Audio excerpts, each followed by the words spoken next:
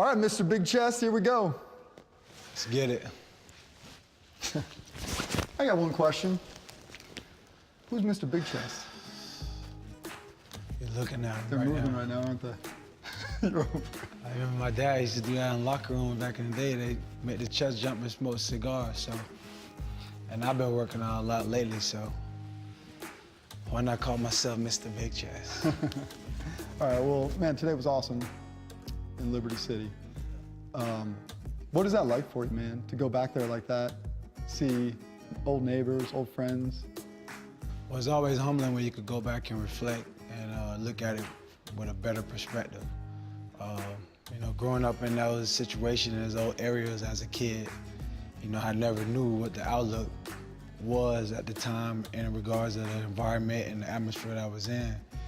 To where I'm at now, when I look back, it's like, man, I really made it from around there, or I could come back and be the inspiration for the guys there.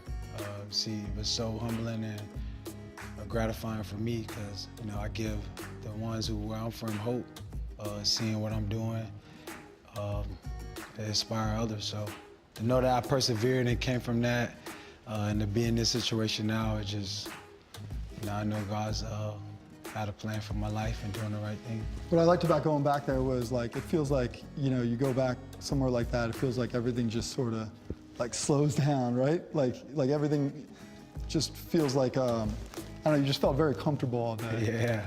Like, what is it like when you kind of can slow it down like that?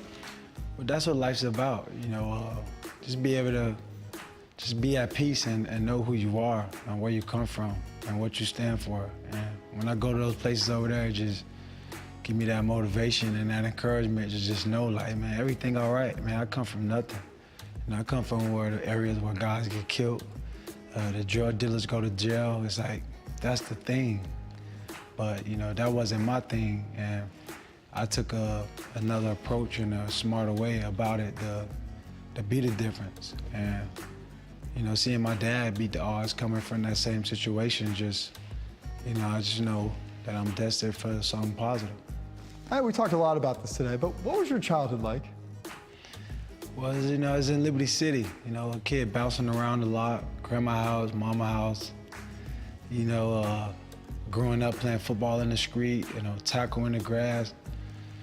You know, I always say we never went without. You know, my dad was always a talented player. You know, he made sure he gave my mom to make sure he was all right. You know, I just was in Liberty City, you know, it's like a own area in itself. So, you know, a lot of distraction, a lot of gun violence, a lot of gang violence, a lot of distractions in the midst of me growing up.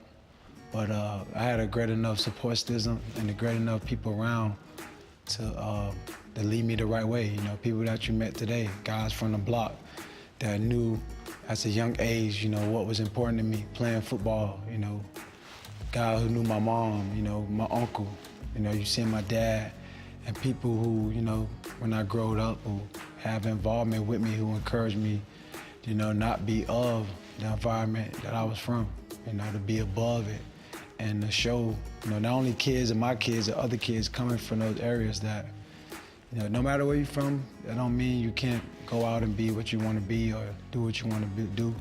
You know, just where you start, you know, where you start is not where you finish, so. I think it was never rough. I just was in a rough environment as far as the environment of Liberty City, but, you know, I always had family. My grandma was a strong rock hold for my life. My dad's a legend, one of the greatest players ever in arena football. My mom's a hustler. So